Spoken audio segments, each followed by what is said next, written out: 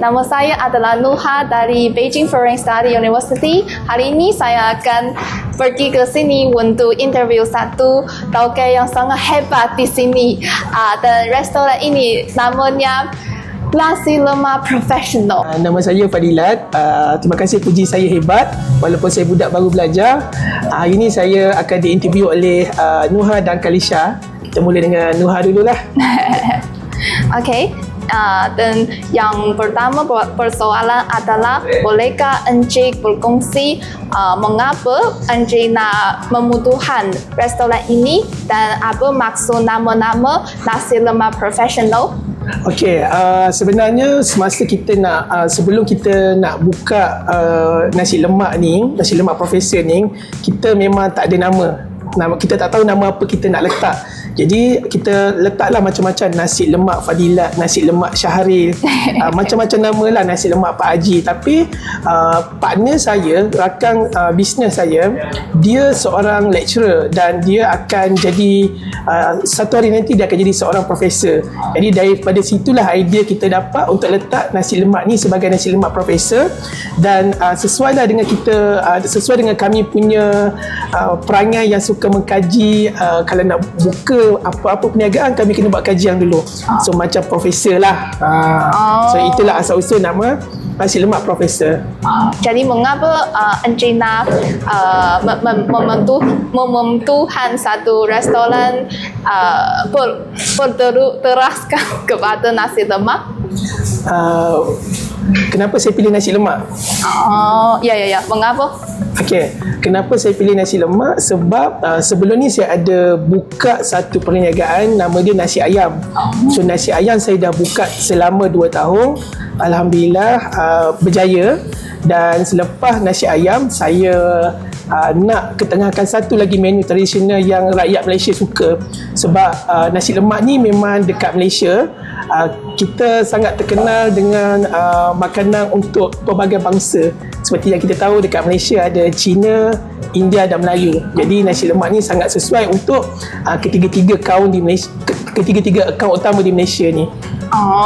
Faham. Dan restoran ini menarik beramai-ramai pelanggan di sini. Dan saya nak bertanya, adakah tips Encik nak beli kepada keenakan nasi lemak ini? Okey, saya tak adalah nak bagi tips yang khusus untuk buat nasi lemak ni. Kalau kita nak cakap nasi lemak saya ni terlalu sedap, tak. Tapi apa yang saya buat nasi lemak yang basic, di mana saya menekankan rasa yang asli untuk rakyat Malaysia. Maksudnya nasi lemak saya, pertama sekali nasi kena berlemak. So kena guna santan lah. Okay. Kedua, ada telur rebus, ada telur mata. Dan telur mata tu kita kena goreng. Tak boleh untuk nasi lemak, telur mata kena goreng dalam kuali yang berminyak. Jangan goreng macam telur benjo burger tu, tak sesuai. Dan yang paling penting untuk nasi lemak ni adalah sambal dia. Sambal dia sangat penting. Jadi sambal ni saya buat tidak terlalu pedas sangat. Sebab saya nak bagi semua orang dapat makan nasi lemak yang saya buat ni. Ya, sambal di restoran ini sangat istimewa dan popular berbanding dengan restoran-restoran di luar. Jadi apa rahsia dalam sambal yang lain dalam restoran ini? Okey, rahsia dia sebenarnya tak ada rahsia. Tapi sambal saya ini lebih kepada Pantai Timur punya style. So negeri-negeri di Pantai Timur ni ada 3. Pertama Terengganu, Kelantan dan Pahang. So saya punya sambal ni lebih kepada arah timur. So di Malaysia, jadi orang-orang daripada Terengganu, daripada Pahang, Kelantan yang datang makan di kedai saya, dia akan sukalah. Kebanyakan daripada mereka suka sebab sambal saya ni fokusnya seperti resepi dari Pantai Timur. Saya Kalisha dan terusnya saya akan terus interview.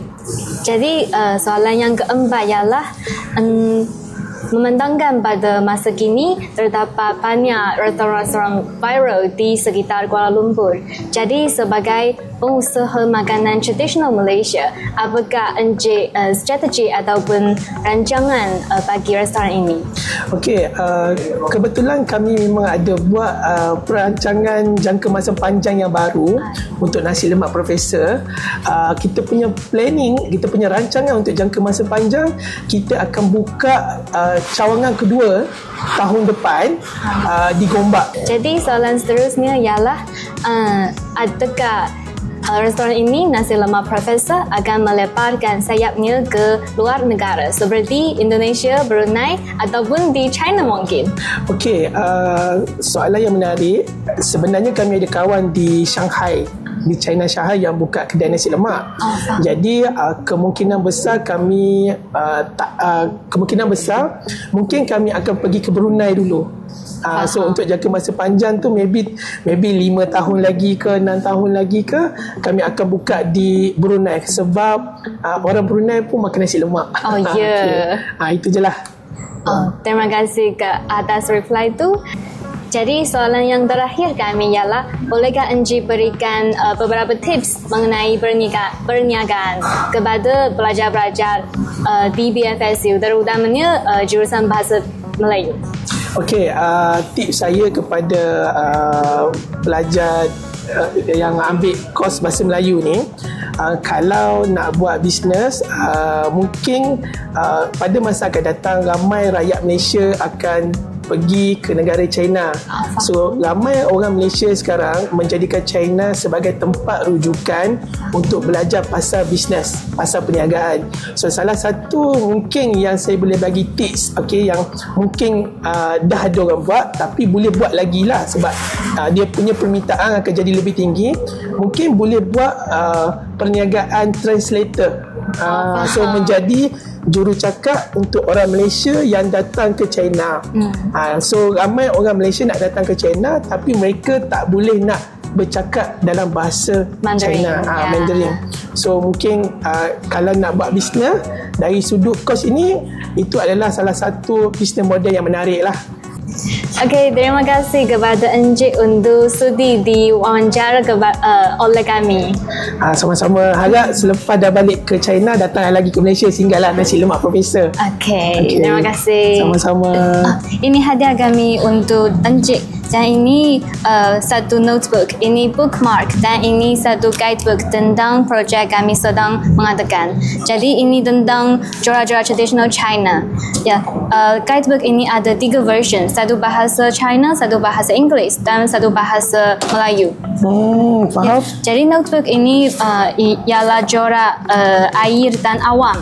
Maksudnya laki dan keseimbangan antara alam sekitar dan manusia. Dan ini kuning ni ialah jora bunga kebangsaan China, iaitu bunga peony. Bunga peony. Peony. Ya, okay. Maksudnya kemakmuran negara dan rakyat-rakyat. Okey.